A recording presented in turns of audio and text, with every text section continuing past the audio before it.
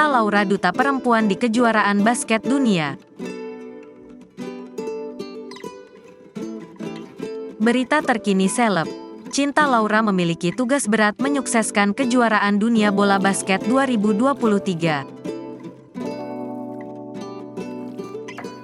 Sebab Cinta Laura jadi ambasador FIBA World Cup 2023 guna menyukseskan FIBA World Cup 2023 yang dimulai tanggal 25 Agustus mendatang.